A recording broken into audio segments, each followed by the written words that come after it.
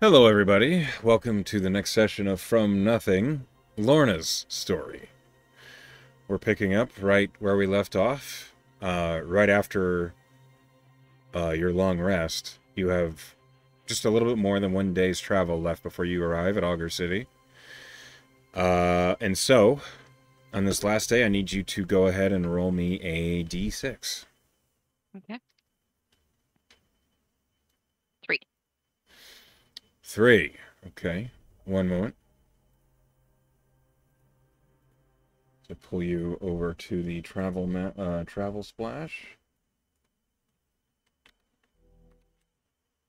Okay. A 3. Please roll me a D100.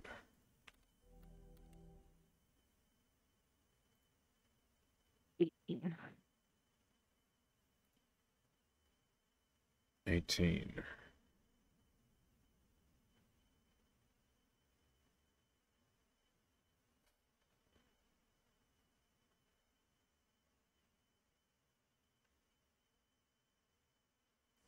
Okay.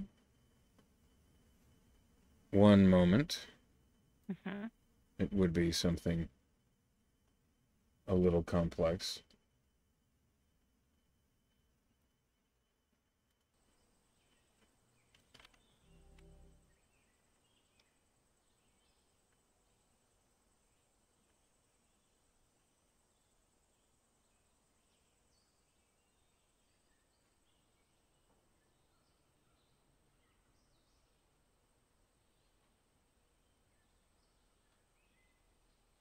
Okay. Roll me a perception check, please. Okay. Terrible. That's a 10. Okay. As you're following the road splits into several different branches, and you end up making your way down the right-hand-most pathway. As you do, suddenly the road opens up into a glade. It is dappled with sun's light and shadows that provide a relief from heat and humidity. There's a nice, cool breeze passing through this glade, and there is a gentle brook that is flowing through the glade on the far-hand side. You can hear it gurgling merrily. There are several fruit trees towards the center of this glade as you're walking through it, and the glade itself seems pretty big. And it's impossible not to feel a little bit relaxed as the breeze that's passing through this glade is almost aromatic with the fragrance of flowers. It's relaxing. It's suspicious. As you're walking through the glade, you're sticking to, like, the pathway that you're on. Tier, like, stops, and he says, "Oh, that doesn't bode well." What? What doesn't? He points, and on the far side of the glen, you see there is one of the fruit trees. There is a corpse hanging from it. Oh. Ay. So close to Auger City, too. Right. Do we want to take a closer look, or shall we just keep moving? Can we tell from this distance race, gender, dress, like class, anything like that? The obvious things you can tell is this person looks like it was a man. Um, they had long hair, but their build seems fairly stocky and square-shouldered. Uh, they are hung by the neck, and the noose that they are hung by, um, it doesn't look in. It doesn't look like it's been up there that long. Maybe a week at the longest. Um, there is. It's clear that the clothing this individual was wearing are upper middle class. They seem fairly fine. But what is obvious to you is their boots have been taken. Uh, Anything they might have been wearing as far as supplies or equipment is gone. They're wearing just like what was once probably a fine tunic, and what looks like maybe nice linen trousers, but they have been weathering the storm literally for at least a few days. For that's what you can tell from here, and you're maybe 50 feet away. Okay. I heard some of that. My lag prohibited much of what I could have heard. Okay, one moment. All right, recapped. So how high up is this person? Well, he is hanging by the neck from a noose. His feet hang about 15 feet above the ground. And there's no messages, markings, signs, symbols. Roll investigation. 23. With a 23, you do have to get a little closer to investigate Hmm. this individual. As you do, you see that at the base of the trunk of the tree, there is what looks like someone has taken a knife and carved into the tree a symbol of a scale. Palamfor. Sorry. Croceus. How dare you? I'm sorry. I got K and Death God, and I was like, what am I in? Yeah, Is Croceus. Croceus correct? Yes. The god of judgment. Yes. So, presumably, whoever did this to this man felt like he deserved it. I mean, someone did, aye, but this is not like official gallows. This No, is a tree not. out in the woods. Lorna is going to fly up to cut the noose. Okay, you can do that.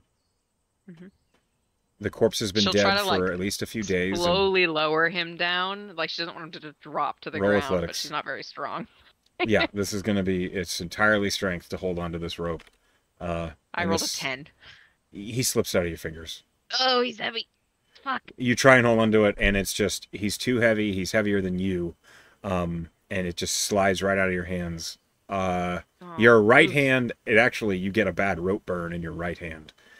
Your prosthetic is unharmed because it is not flesh, but you cannot maintain a grip.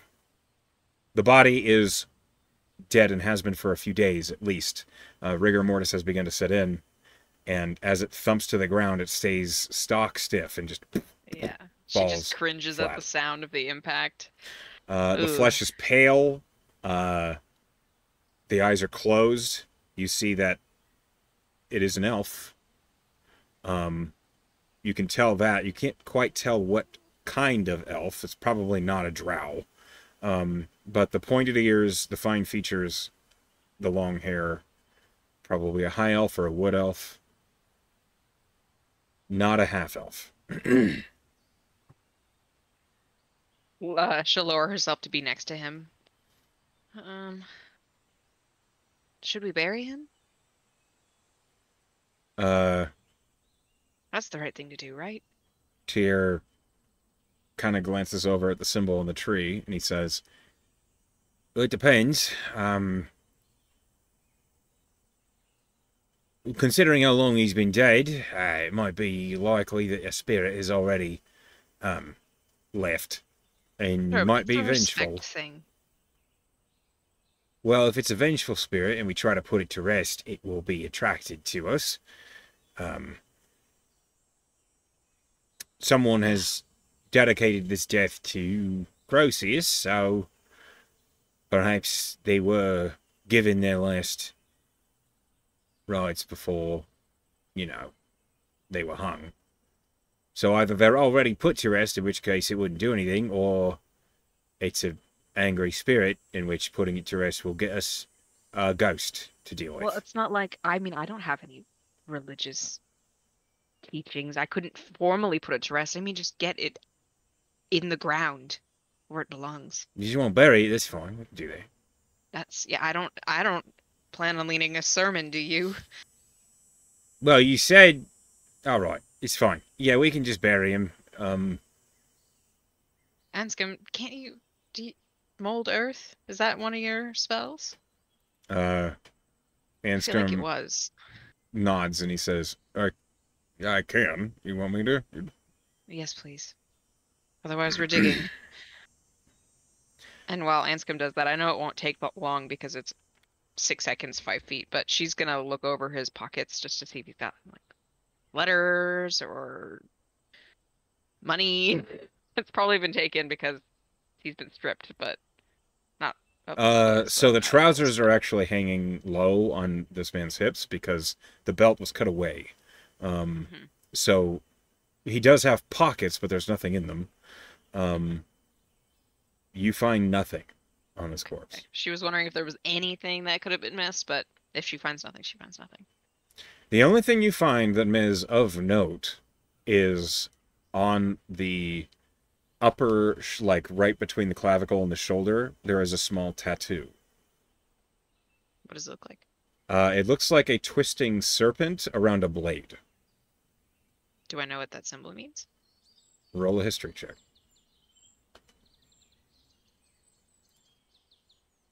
Natural 20. 28. Okay. Somehow you might know what this symbol means. Hold on a minute. I need to open this up because I didn't actually expect you to roll a natural 20.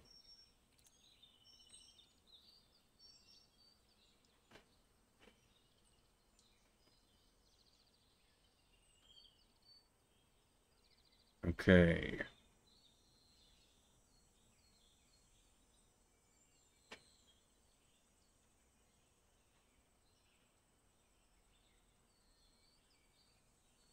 Okay. Yeah, you recognize this symbol. It is not a religious sect, but it is close to one. Um, you recognize the symbol of the followers of Nox. It's a demon and devil hunting, uh, not guild, but organization. Hmm. So that organization hunts demons and devils. Specifically, yes. She would look over at Nori and say, the followers of Nox, have you heard of them? With your demon fighting history? Nore looks at you and she kind of squints and she says, the name's familiar, but nothing comes to mind. Um, Right. Nothing specific, just that I'm sure I've heard that name before. Whoever they are, they're not in Terracona. Does Lorna have any idea where they normally practice? Northern Aurelia. Whereabouts we are? No, you're just kind of in Central Aurelia right now. Well, we're heading Kind of. eventually. Yeah, eventually you'll probably be on in that area. Yes. Strange. That's all he had on him to identify him. Well, who's strong enough to do the honors of putting this man in that hole? At this point, Anscombe would have finished Mold Earth in the grave, and he says, Nope, no worries. Wait, how graceful? Does it matter? Because I can just toss him in, or... Lilith, can you give me a hand? She just kind of, like, scowls at the body, but will go to its feet, and Anscombe grips the man's shoulders, and they together lower the corpse into the hole. Alright. Should we make a marking, or hide this, I guess? Well, it's by the tree. The Kellenvor symbol feels like it serves marking enough. You mean Croceus, right? God damn it, yes, Croceus.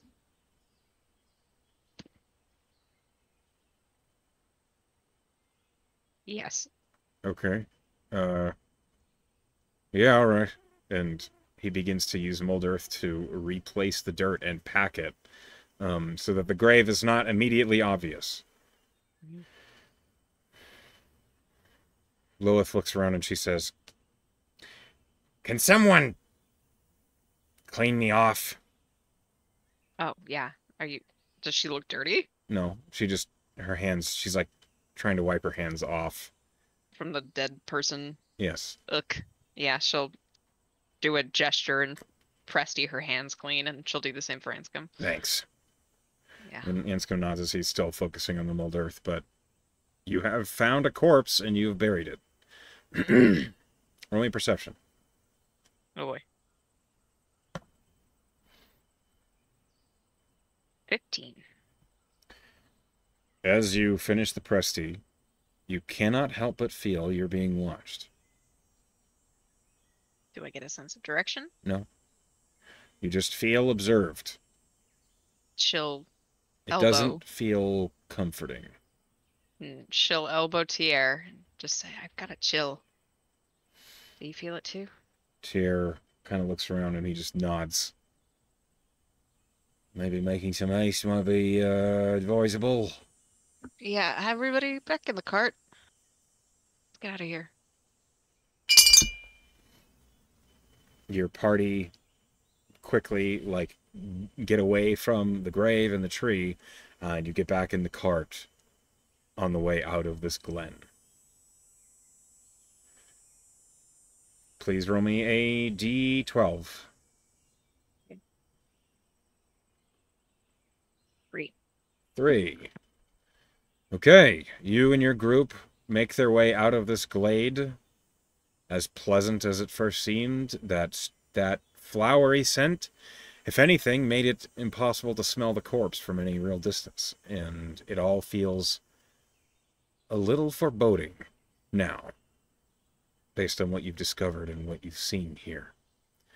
As the cart rolls its way out of the glen, you find the road returns with this main road. Nothing seems to happen otherwise.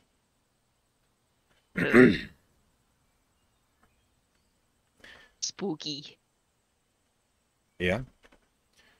As you make your way out of that particular neck of the woods, your travel continues. Please roll me a d6.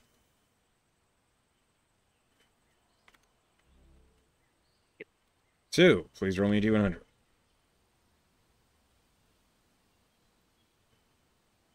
4. 4.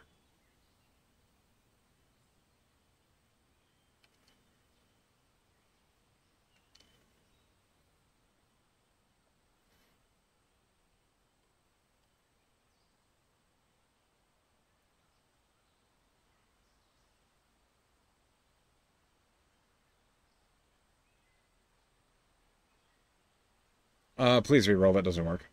Okay. Sorry. No worries. 73.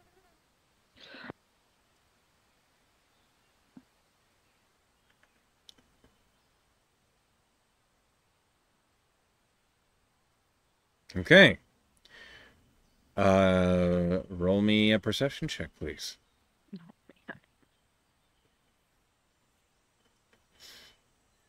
man. 14. Okay. Now it's my turn to roll. I need this.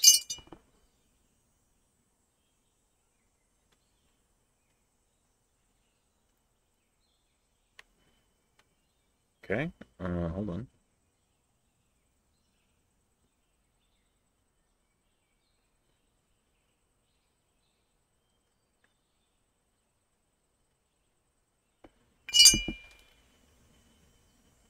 Okay.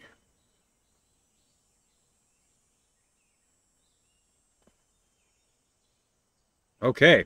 What you see, you're making your way through these woods, and you have found, now that you're back on the main road, there's lots of evidence of people traveling this way, and in this immediate area in the afternoon, there's no one on the road with you immediately. But there's lots of evidence of campsites and such like that, that it's, it almost feels a little like there's always people nearby, but you don't actually see them. Um, and as you are moving and you're kind of like paying attention to your surroundings, I'd like you to roll me a perception check. Well, just keeps getting worse. What'd you roll? 12. It's not showing up in the sidebar. Yep, 12. Okay. Hmm,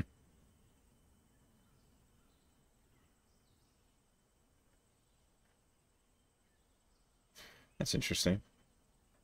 Okay. Uh, you. What is Lorna's opinion of lawbreakers? The sort of people that go against, like, the code of law or maybe do things to better maybe themselves or others, but it's not exactly legal. What does Lorna think I about don't that? I don't think she gives a shit. Especially if it's victimless crimes. Or like if it's not inherently malicious, like murder is one thing, but like people stealing to feed themselves, or I think she has a nuanced take on law. She doesn't think law is always the right way of going about things. She thinks it maintains order, and that can be a good thing, and that can be a bad thing. Okay. Then as you are like just riding on the cart, maybe you're not really, obviously you're not thinking about law and shit, but Lawbreakers. yes, exactly. Um, but suddenly you find your thoughts pulled to Skolna in how she typically, while she might not be a specific law breaker, like she might not go out of her way to do things illegal, she definitely doesn't go out of her way to do things legally either. Mhm. And do you remember all the times you've seen Skolna slip into the shadows, or when Skolna has appeared with something new, or something she acquired? And as you're thinking about that, you find yourself looking off to the side of the cart, and you see, in the woods, there's a moment of looking through the trees where your vision pierces through them as if there's just like a natural gap in the dense forest around the road. And you lay eyes on a statue. The statue is overgrown. Uh, Vines and grass and flowers are growing up around and all over it. But the statue appears to catch your eye in a way that is, well, it's a little weird. Suddenly, you find yourself drawn to it. Like, there's something about it that you want to pay attention to. And as you look at it, you notice that the face of the statue is split down the middle. And, well, most of the statue looks like it's just made of granite, like gray stone. Um, the right side of the face is obsidian. Hmm. Shiny black stone that seems to reflect the sun's light. And even as the cart is moving, you manage to keep track of that statue as the trees move past.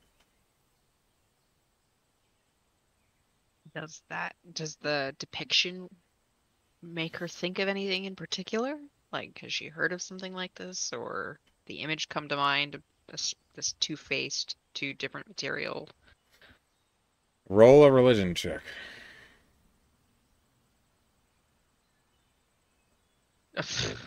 Seven.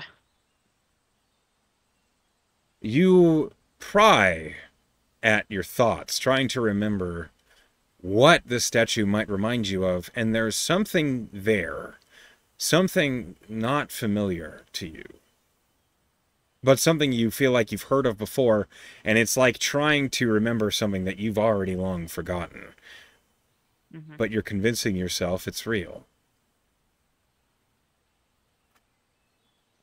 Does she feel any particular? Does she feel unsettled? Does she feel uncomfortable? Or does she feel I think the Just only thing that you feel is perhaps maybe a little more intrigued than you normally would of a statue in the woods. It's not mhm. uncomfortable. There's nothing scary about it. Um, Hmm. I think Lorna would make a note of it and whereabouts they generally are on the road to Auger City and consider stopping on the way back. okay, you do that.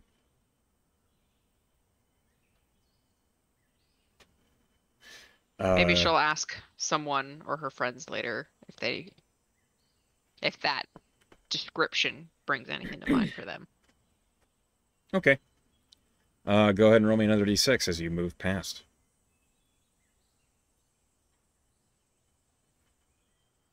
6. 6. The rest of your travel towards Auger City goes quietly. There are some people that cross your path, moving away from Auger City, or some people, as before, they ride past you. Lots of soldiers, lots of guardsmen. As you near Auger City, you become keenly aware that there are patrols out here in the forest. As it's getting darker later in the evening, a lot of the forest cuts away into farmland. Uh, it is beautiful, also very easy to see long distances out here. And even though it's getting dark, you can see the highest peaks of the rooftops of tall buildings around the noble district within Auger City. This is kind of exactly how every voyage to Auger City has been for you. Once you get to this point, you know that you'll arrive in Auger City in the morning. Mhm. But it is generally considered a bad idea to cross the River Rhine in the middle of the night. So most generally advise that you to camp and wait it out because the River Rhine grows remarkably aggressive in the middle of the night. Hmm. No one is quite sure why. Magic, probably. Probably magic, probably Or something like that. elemental nonsense. Could be. Or it could just be the strange weather patterns of the tide around here. Who knows? Um, but magic sounds better. Tier will begin the process of trying to find camp, as that is. My die just flew all the way across the room. Oh. Hold on, I'll grab a different d20. Tier will go through the process of, trying to look for camp, as this is kind of the usual for you guys in the various missions that you've been to Auger City. This is standard. So Tier takes the lead. He rolls a 21. That is the DC for your encounters at night. So let me go ahead and pull up the camp watch order. As you settle in, food begins to be prepared over the spit. It is evening. It's not super late. It's like 8 o'clock in the evening, which is a little bit earlier than you typically would take camp, but you all know the deal. Mhm. So, as you settle in,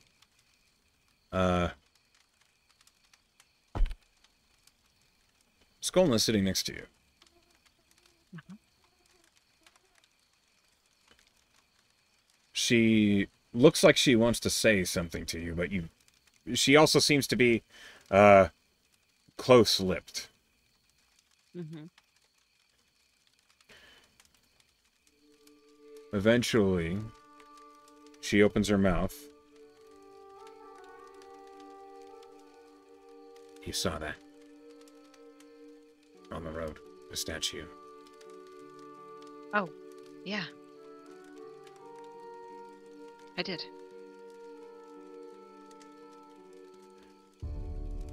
There was a reason, you realize. Your thoughts passed to Skolna. As Skolna holds out her hand, and you see in the middle of her palm is a tiny iron symbol. It is the symbol of a mask, a half one. One that looks like it could either go across the face vertically or horizontally. It's strange how the way the iron is polished and the way that it could go either way. But Skolna just is looking at it.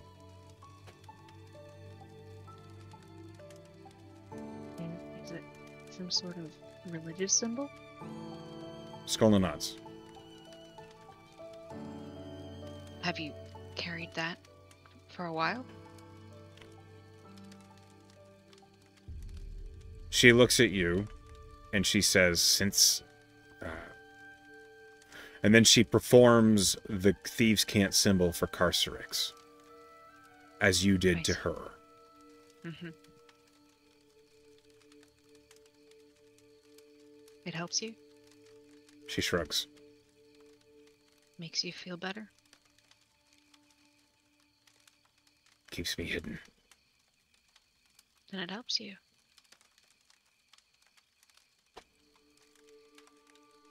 Masquerade. Oh, that's the name. The name I couldn't think of.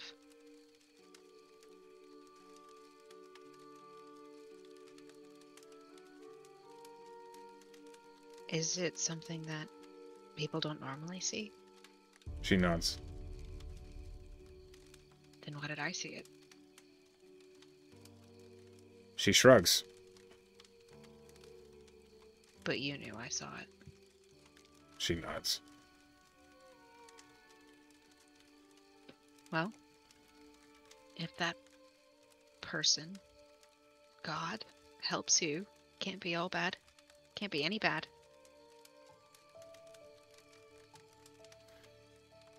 Skolna looks at you for a long moment.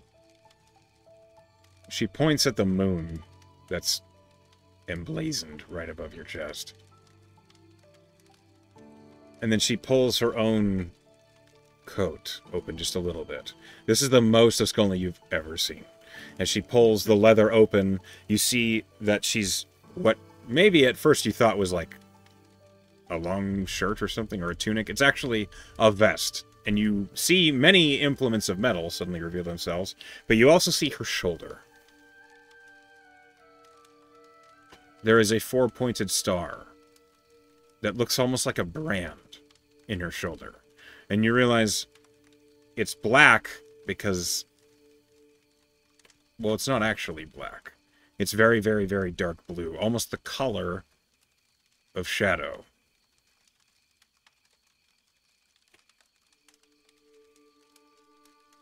Were you given that mark?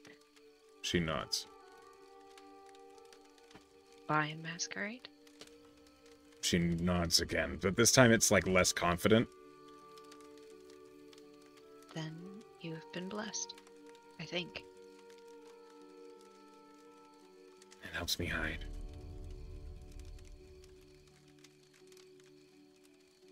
Something you did, or something you think, or something you feel must have seemed right to Masquerade. What do you know? About Masquerade? Or about blessings? I know Masquerade's a god of assassins. Seems appropriate. I'm not an assassin. I kill when I need to, but I don't like it. I think it's not always as cut and dry as divine portfolios. I'm not a follower of Luminous, but something I thought when I was in her space resonated with Luminous's ideals, and she saw fit to bless me for it.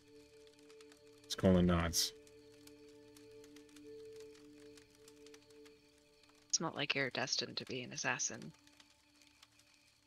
or that you'll someday like killing, or anything like that. It's just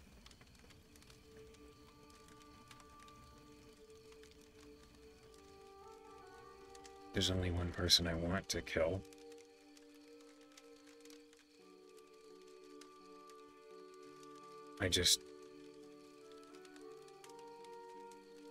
I'm afraid of letting that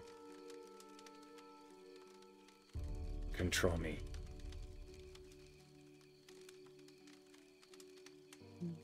What I know about Masquerade is that They are darkness.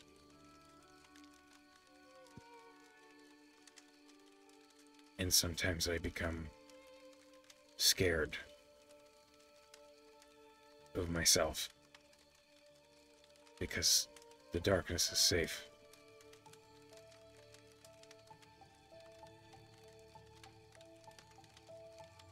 Have you considered reaching out to them? To ask?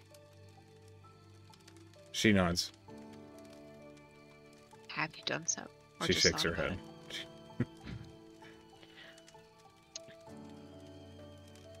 I have had a hard conversation with a god before, one I don't follow and one I never plan to. And it wasn't pleasant, but it was worth the conversation. You don't have to agree with what you're told if you decide to reach out to Masquerade, but sometimes it's nice to know what they're thinking.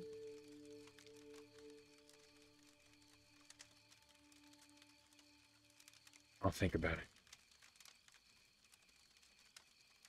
I'm no expert on the religious, but I have reached out to a couple gods in the past couple of months. So if you're wondering how to do it, or afterwards, if you do it, you want to try to figure out what the hell they meant, because they do not speak directly ever, you can ask, and I'll try to help you. I will.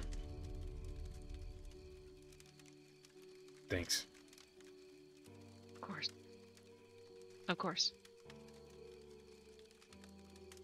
Skolna then nudges you with her elbow. And she gestures to Tier, who's currently working at the fire, making all of your dinner. She pulls the Frostbrand rapier out just a little bit in the fire. Was that necessary? Oh. It was the breeze, Tier. You can't get mad at nature, Mr. Ranger. Tier, like, just looks at you. Completely flat-faced. You're still a bad lawyer. Just to you. There's no breeze. And he begins the process of lighting the fire again. Lorna just gives Skolna the biggest grin. She is, a rare occasion, smiling. Then she slides off of the log that the two of you were sitting on, and she makes herself busy. As you all begin to prepare for your long rest, is there anything you'd like to do before doing so, or shall we proceed into the watch orders? Just that I want to watch with Lilith. Okay. We'll put... Tier will watch by himself. Nore will watch with Skolna. Okay.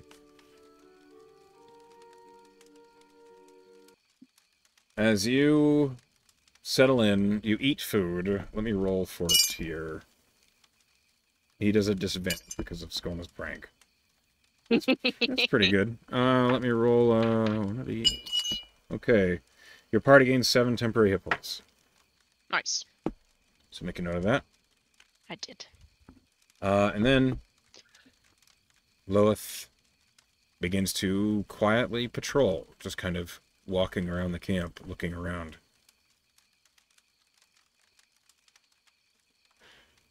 I think some time would pass, and at some point when Lilith does another kind of lap around and gets closer to Lorna, Lorna will say quietly, "Hey. Can I talk to you for a little bit?" Yeah. And Lilith will, like, kind of sit next to you, but facing an opposite direction to try and keep an eye out outside the camp. What's up? Well, probably a stupid question, but how are you doing? I'm nervous. I feel like someone's following us, but I haven't seen anything haven't heard anything. So I I had just that feel paranoid. I had that feeling too.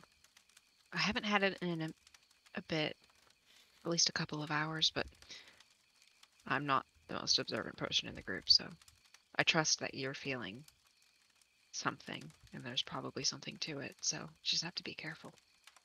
It's hard for me to trust, but Tierra seems pretty sharp-eyed. If he hasn't He seen is. anything, He once caught an invisible person sitting with us. I don't know how, but he like threw food at him. It was it was the master's tail. hmm, And you know how that went after he and I lost that tail. yeah, I remember. Um, we talked. You told me how you ended up with the master and ended up at the Marigard. But Yeah, how much did I tell you about why I'm here? you were running from your dad, who's not actually your dad, I guess. Yeah, yeah, that's. I'm from Saris too, as you know, and Mm-hmm. my dad raised me alone because my mother passed away right when I was born, and I thought everything was fine, and I was just going to grow up and do magic, maybe attend an institute like the Luminarium or the Circle. And then I found some writing of his where he made it very clear that he never got over my mother's death and that he had expectations That for me. makes me uncomfortable. And it made me uncomfortable too. All right. And obviously, I didn't think I'd be able to reason with him that I wasn't her. Wait, And so we're on the same page. These are the expectations that I'm afraid of. well, I look just like her. Okay. And he said that I'd eventually be her. Gross. But you were right. It's really complicated, but we're not blood related. He just raised me like a father. It's still gross. Mm-hmm. You're like 19? Yeah. Ugh. Okay. So I decided that I had to leave, and quickly, and he is a nobleman. Did you know the Cross family out of Iron Gate? Well, it slowly shakes her head. I kind of never wanted to listen when the tutors were talking about heraldry and shit. I do not blame you. They weren't even well established. My father brought us to Saris. We weren't. It's not like we have a dynasty of Ceresian crosses or anything like that. And cross isn't even our name. Complicated. Then I don't think there's a It was fucking just chance I would have heard of it. it was just him and I, and the money he brought from the country he came from, and mostly kept to himself, except for socializing to make more money and whatever. Who cares? I knew that if I just left on my own, I wouldn't get very far because he could just find me or hire somebody to find me. And I had someone in my life who knew the master, and we were introduced. And the master promised that she'd smuggle me out of Saris and make sure that my father never knew where I went. So I ended up at the Marigard just like you. Right. And now that we're not with the master anymore, I don't see a reason for her to make sure my father doesn't know where I am. In fact, I can imagine that she would tell him because it would cause me problems, and she would love that, wouldn't she? I would gamble she's already told him. Yep. Luckily, I've got my amulet, but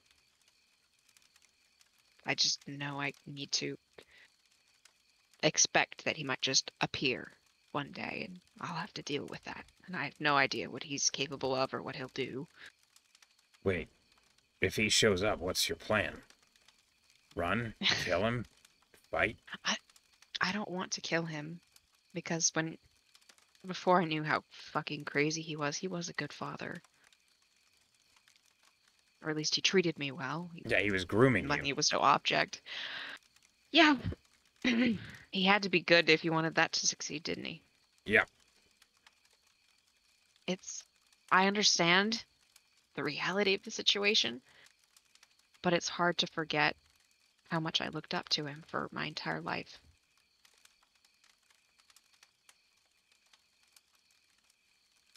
All right.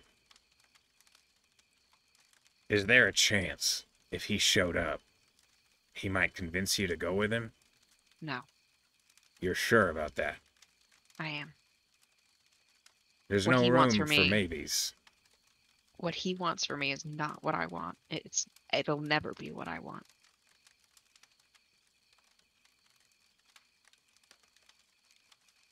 So then, what? He shows up and he tries to bring you back with him, and obviously you say no. Best case scenario, I can convince him that I'm not my mother. He thinks eventually I'll just become her. Because you look like her. There's a little more to it.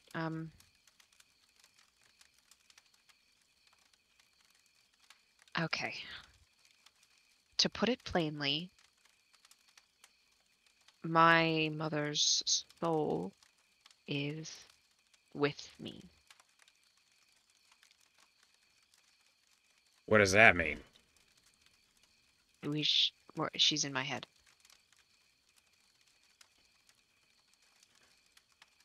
Okay. How did that happen? I actually have no idea. Okay. That's the most honest thing I think you've ever said to me. So he is unfortunately somewhat right in that my mother is still accessible despite being dead. But I am not her, and she does not control me. But she's in your head. Yes. Does she... Do you... Can you communicate with her? Does she want him? No, no, she doesn't. He was kind of a means to an end for her. We do communicate. She has her own experiences and choices that she's made, and in fact, you might see a few weird things going forward. I'm kind of trying to get her to rest because, of course, she's dead and needs to rest, and I need to live my life as my own person and not intertwined with her anymore. All right. Which means there are a few loose ends in her past that I need to tie up because she's not here, but I am. Does that include your pops? I guess not your dad. But is your dad? I don't... This seems confusing. Don't think about it too hard. Yeah, he's a loose end. If he would just go away, that'd be fantastic. I don't see that being likely because he's tried so hard to get me back, allegedly, the master has said.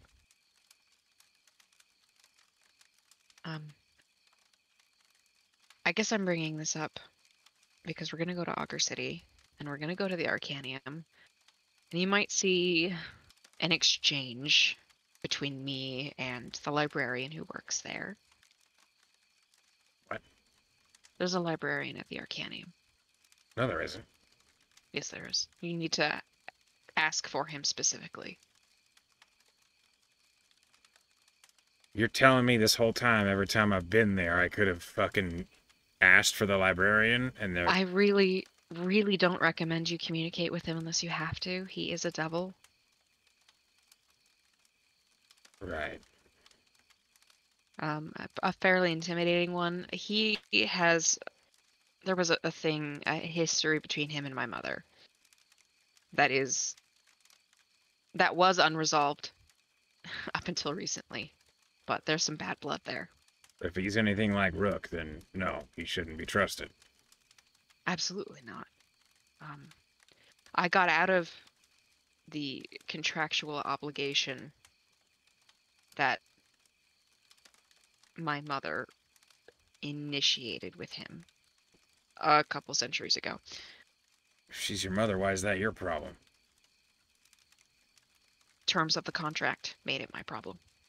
Oh, all right. It stayed in the blood, really. So if he talks about anything like a deal or anything like that, it's resolved, and we're not in any danger at the Arcanium. I just wanted you to know that that was potentially something you'd overhear and maybe you'd have questions about.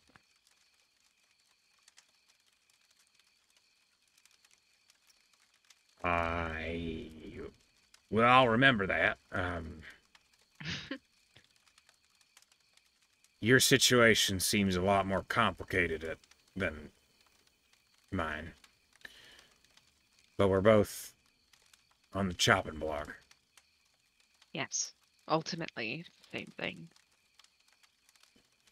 We needed something from the master. The master forced her hand too harshly, and Hmm. she didn't make friends out of us. Maybe she could have, but she didn't, and I guess that's what will be her undoing.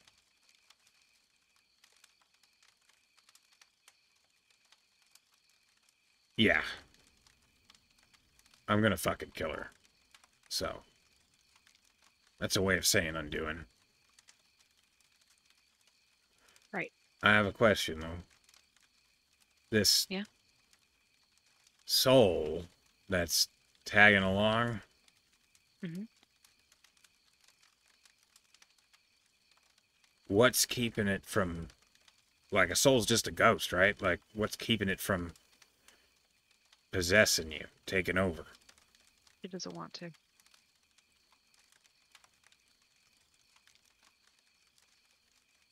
That's it, huh? She's tired. She has regrets. She doesn't want to be. She doesn't want to be on this earth, this anth, anymore, and she doesn't want to take my opportunities from me. Hmm. You trust her. I do. Could she, if she decided to, take over? We're not sure. I suggested it in case of emergency. I know. It sounds a little stupid.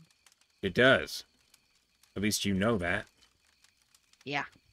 We don't know the repercussions. We don't know if it'll even work to begin with, but she was a fairly accomplished magic practitioner in her day. I've spoken to her that if crisis demanded it, I accepted that if need be. All right. She seemed not excited about the prospect. I don't even know if she'll do it. I just told her that she had my permission if push came to shove. What does that look like? What is that situation where she needs to take over? I don't know. Maybe talking to my father. Maybe he needs to hear it from her. She doesn't want him.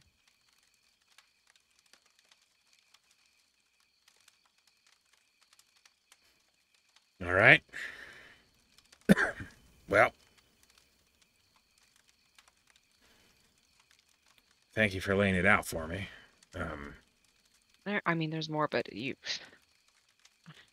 What else could Ugh. there fucking be, really? Oh. Um, the whole group knows. She kind of gestures to their sleeping companions. It's been a process over a few months to gain their trust and for me to gain trust in them, and I learn new things every once in a while that I share if I need to. I have a question. Yeah. You've been on my ass since you got here. By that I mean, you've been tagging along, trying to talk to me, trying to be friendly. And while I was a dick, a lot, why? I Why did I mean, want to be all friends with these, you? yeah, why? These all, your group here, it's clear they like you. It's clear they trust you. It's hard not to feel like I guess, the sixth wheel, but that's an even number. That doesn't work. Um, it just,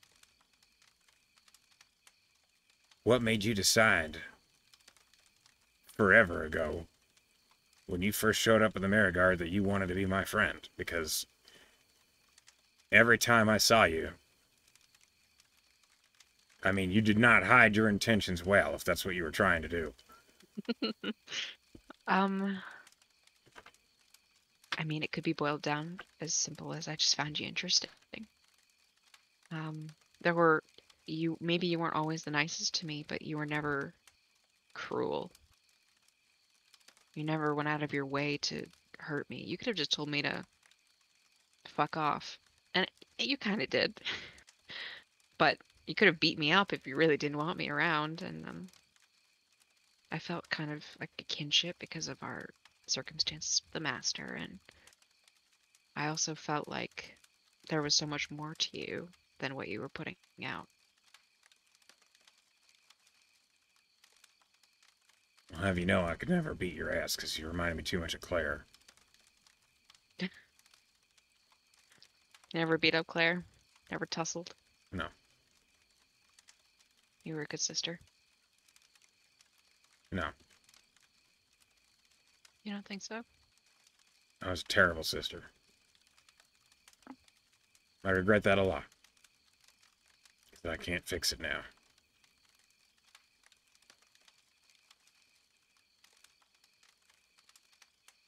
Well, the best thing that we can do for her now is kill the master.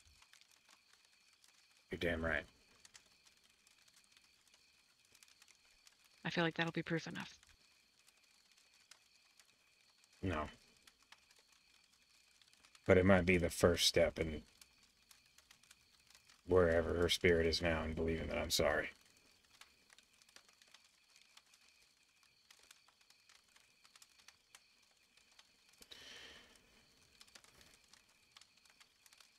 All right. Is there anything else groundbreaking and terrifying about you that I need to know before I get back to patrol?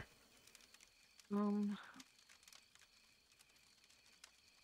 You have a ghost dog, a ghost Probably. in your head, and okay, what Well, is it? so well, I there is kind of a pit stop between here and Shona at a Druid's Grove that Why? I'd really like to make.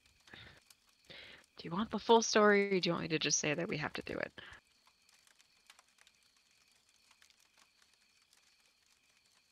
I mean, should I know? What I will say is that they might react a little hostile at first because of some stuff that my mom did in the past that didn't sit well with them. And that involved some death and some fire. But I'm bringing a peace offering. Lorna, your So mom sounds like a real hopefully piece of work. she's had some poor choices in the past. There's a lot of nuance. What I am going to say is that if the druids are like, we're gonna kill you, don't, we'll be fine and don't make it worse.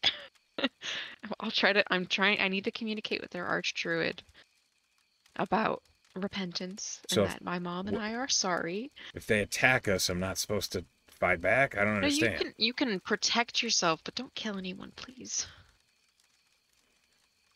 All right. I'm hoping it'll go well as soon as I produce my offering of apology. And I worked really hard to get it, so I think it'll work. And Okay. also, when we get to Shona, Nine hells. All when right. my, Where's this going? when my mom lived there about 50 years ago, there were some murders. What? Um, Wait. Your your mom murdered people? Lorna just kind of winces. I'm not expecting us to run into anybody who recognizes me for her, but it is possible.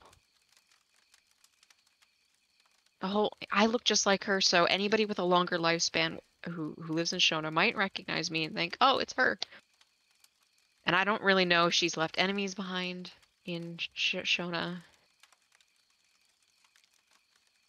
So what I'm trying to say is that there are some places or some incidences where someone might walk up to me and be like, I got a bone to pick with you because of things you did a couple decades ago or a couple of centuries ago, and then I'll have to sort it out. So, Shit. Okay. Anything else? on this continent, no. On this continent. Okay. Um, right. Paris is a whole other story. And So, some islands in Triton. we're going to Auger City where there's going to be a problem with the devil. We're going to then go to a druid circle where they might attack us, and we have to be friendly about it. And then we're going to go to Shona where you might be wanted as a criminal because of what you look like for murders. How many plural? How many murders? 20? Okay. She works with the Hammerleys. Do you know them?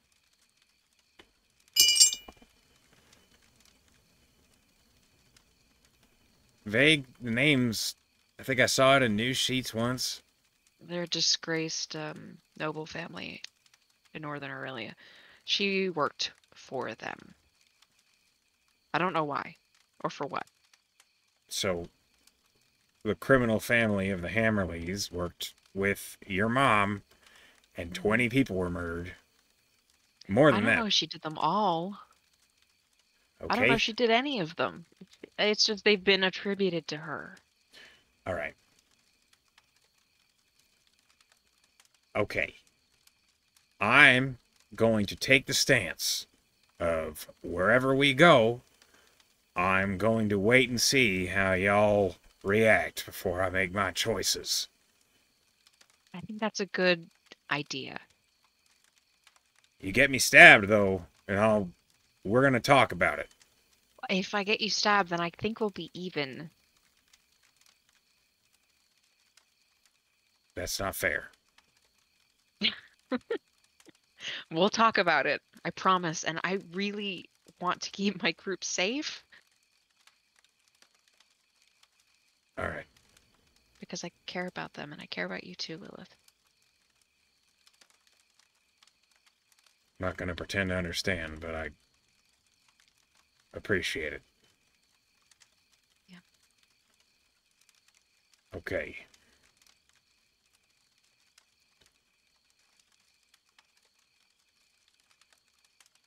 Think it's about time we wake up Nora and Skolna, huh? Yeah. They know all this. Yes. I guess you and your group are pretty tight-knit then. Yeah. We trust each other. Okay.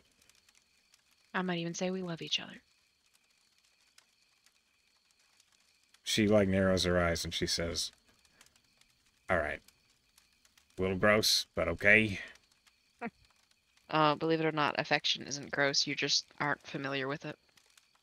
Well, separate bedrooms for me, if you don't mind. Whatever you want, love. No offense, you're not really my type. Why does everyone keep saying that? You're not a guy. You only date men? Yeah? Oh. Lorna looks a little disappointed. Okay. I mean, Skolna said the same thing. You made...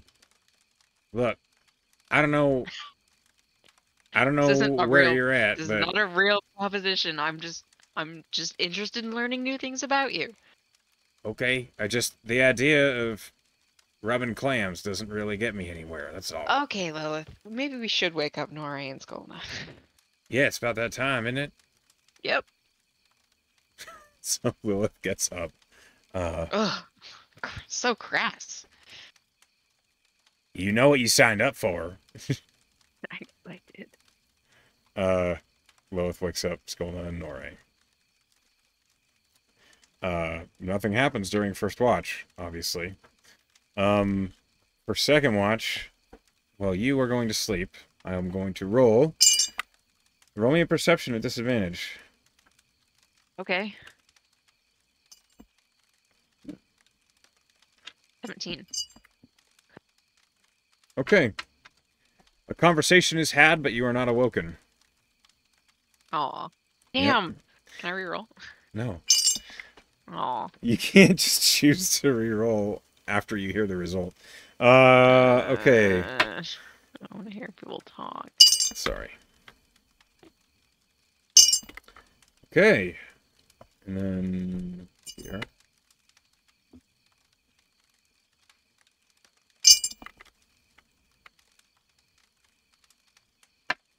Okay.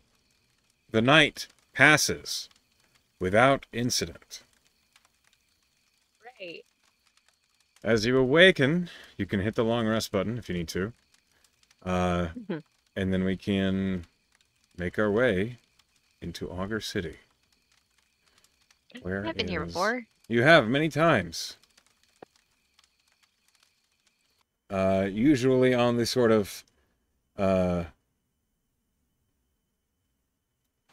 typical escort missions and deliveries and such that the Mareguard has attended to, but this time you journeyed to Auger City expressly with the purpose of visiting the Arcanium, if I remember correctly. And the Jewelers Guild. I think depending on where we enter from, Lorna might go there first to drop off the package. Okay. That is totally optional. Let me go ahead and pull up the Auger City Splash. As you arrive,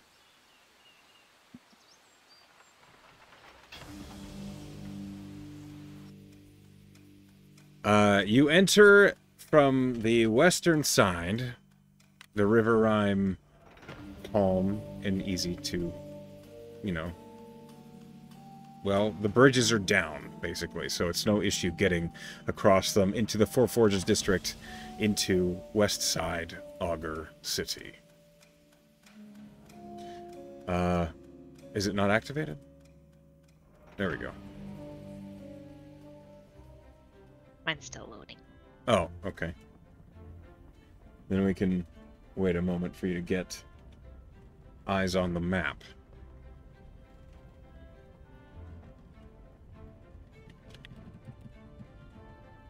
All right. I'm there. Good. As you and your allies have been to Auger City before, the city is just as you remember, busy with all sorts of crowds moving in and out of the various sections and districts. The streets are full of people, as is typical. Lorna is so careful with her coin purse.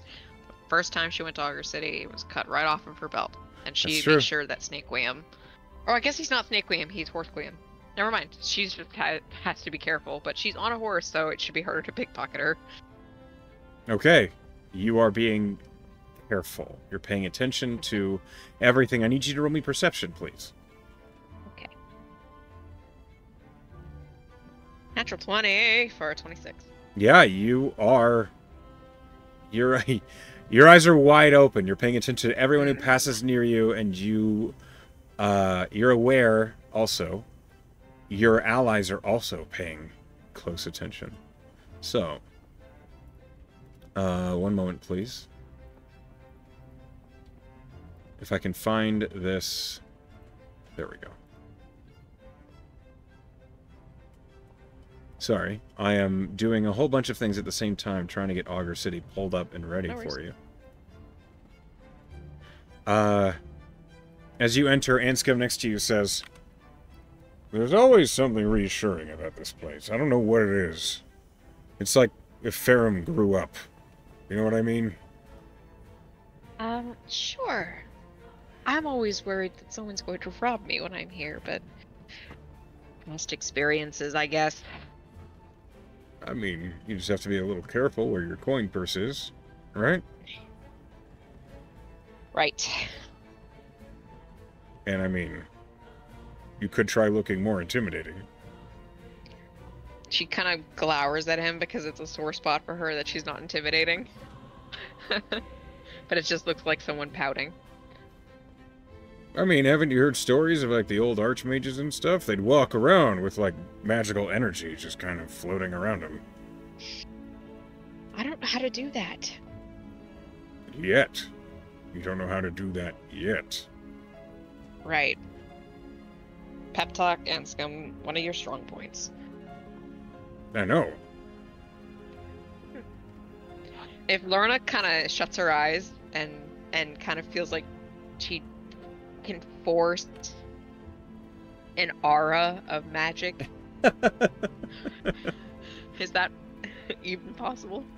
So, you're not a sorcerer, so no.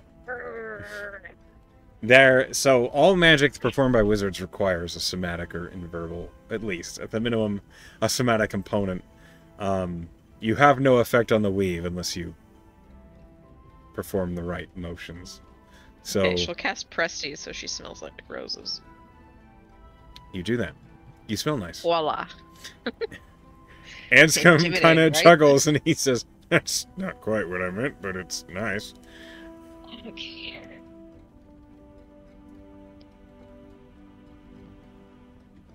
What if you just walked around looking like the golem? Then people would think I was a forged. But they wouldn't fuck with you. It only lasts like 10 minutes. Oh. I thought it was longer than that, I'm sorry. Oh, no, I'm sorry, it's not good enough. Yep. It is 10 minutes. You do look better with the mage armor if you want. That always looks better. Looks more like you're ready to fight. Oh, I haven't used that today. Thank you. She'll flex her left hand and bring up her mage armor. To remind me again what Lorna looks like with mage armor activated. I don't know if I ever expressly like picked, but I think the blue lines, the lines and the floral patterns of the porcelain portion of her hand kind of trail up the rest of her body. Okay. In a blue light sort of way, but it's faint. It's not like super obvious, but it traces her limbs basically. Okay. Yeah, that definitely it adds an air of at least power.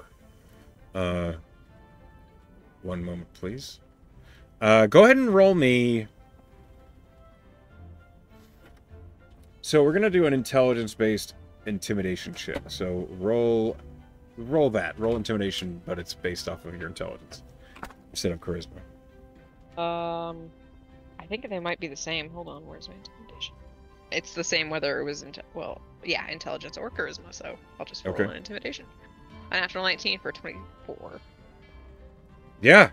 You, Yeah. like, it's a quiet sort of aura of power based entirely off your mage armor. The blue seems to almost flow off of you like mist that drops to the ground around you as you're walking and then seems to just vanish into the air around you.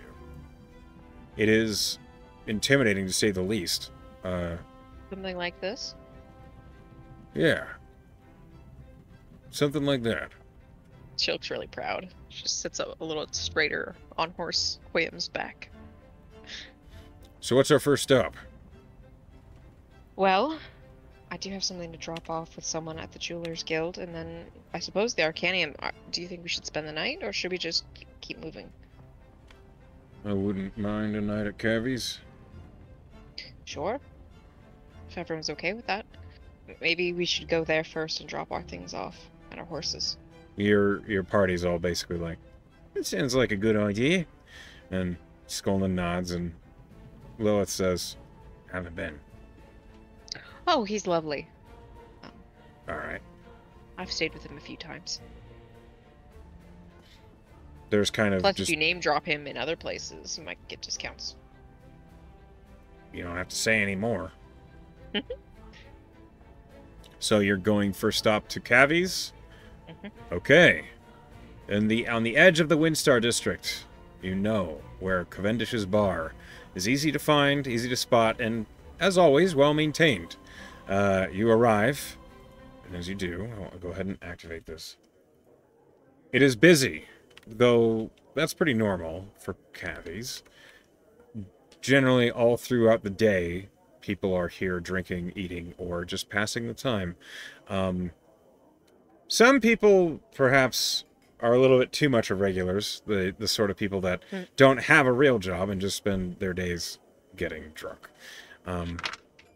But Cavy's welcomes them all, and as you enter, the human bartender with a goatee kind of smiles as you enter and says, "Welcome back to Cavy's. Cavendish here, happy to help you." Hello again. It's been a minute. Let me see. Lauren. Really close. I'm just kidding. Welcome back, Lorna. Ah, okay. Whew. Party. Cavy party. Introductions are made. There's basically greetings happening, and then finally, Cavy says, "Right, so how many rooms? One for you and Anscombe, one for Tier, one for..." And then he's like, gestures to the rest of the party, like, 2, 3 more? Well, she knows Lilith said she wanted her own room. Everyone will double up except Lilith, I think. I Fair guess enough. Okay, it'd be 1, 2, 3. I'm sure it'll work itself out. That'll be 8 gold.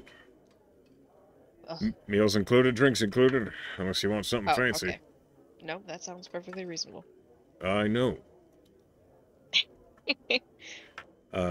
Anything happening in town? Anything pivotal or interesting? Interesting, maybe. Pivotal? Nah. Interesting. There's some market passing through if you want to spend some gold. There's or not. There's a little tight. I believe a performance theater going to be occurring out in the, outside the North Gate. They have a tent set up, but it's going to be happening in the next few days. Let's see. Oh. The guards and soldiers are passing through the garrison here, so keep your hands in your own pockets. They're looking for examples. They always are in their own pockets. Mm-hmm. You know I was an adventurer too, right? I heard something about that. Something about you and Elise being a fling. Who told you that? You did. Oh, shit. I never told her, don't worry. I need to keep my mouth shut. We're just dropping things off. We're going to go out on the town, probably spend the night, and then carry on our way. Fair enough. Then I'm pleased to offer you my hospitality. Of course. And he, like, grabs a few mugs and he says, a refreshment for the road. You don't have to persuade me too hard. Mm-hmm. And he pours everyone a glass of elderberry ale. Oh. It's magically delicious. So it is. It goes down smooth. The fizziness is not overpowering, and you feel rejuvenated. And a little slightly buzzed. Nice. Your party goes ahead and drops all their things off, and then you are free to go about whatever you like in Auger City. The city is yours. What do you do? Jewelers Guild. Jewelers Guild. Okay. If she needs, she'd ask Cabby for directions. He points you... it's basically just a few blocks up in the Windstar district, so it is not hard to locate.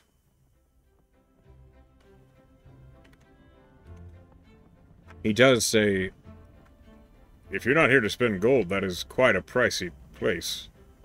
Oh, it's just a delivery. Oh, for who? Taylor Hewell?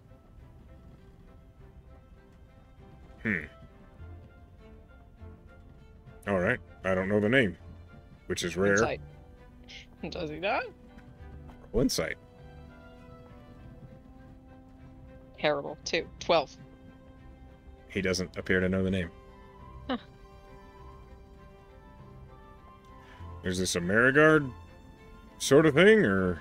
No, of course. No? Safe travels. Thanks. You leave Cavy's bar, making your way up along the roads that he indicated the right way to get to the Jewelers Guild. The Windstar District is kind of an economic, well, hub. There's all sorts of various guilds and businesses that seem as though they're more built around handling the other businesses in Auger City than anything else. They look fairly sparsely visited. The sort of people that are going to these places are going there entirely on business, and they're not the sort of place that you go window shopping, because they're not, like, the Jewelers Guild does not actually have jewelry. It's the sort of place that handles the jewelers that do have jewelry. So, this whole place is dry as rice cake. And as you get here, Lilith behind you says, God. I know. It's gonna be quick. So, you head into the Jewelers Guild. It reminds you of a bank. There are all sorts of small desks with people working at them. And as you enter, the desk nearest the door has a small black-haired and red-skinned tiefling who looks at you and says, Hello, welcome to the Jewelers Guild. How can I help you? Hi, I have a delivery for Taylor Hewell. On behalf of whom? Mr. White. Ah. One moment. The tiefling stands up from his desk, and you watch as he goes back through a hallway, and then a door closes behind him. It's a moment before he returns, and he sits down on his desk, and he just says, Taylor will be right out. Thank you very much. Another moment passes, and then you see a human, kind of shorter in stature, looks like the sort of person who maybe at one time was an adventurer, but since has been enjoying his retirement. His hair is black on the top, but with graying on the edges. He looks a little bit out of shape, a little portly, and as he approaches, he says, I'm Taylor Hill, and you are... My name is Lorna. And he, like, On behalf of Mr. White, right. She'll pull the package out. He did message ahead. Lorna, what? Halloweth. All right. He looks to the package. A nasty little thing these are. I appreciate it. And he takes the package from you. Well, for your delivery. And he hands you a small pouch. Thank you very much. A pleasure. Don't spend it all in one place.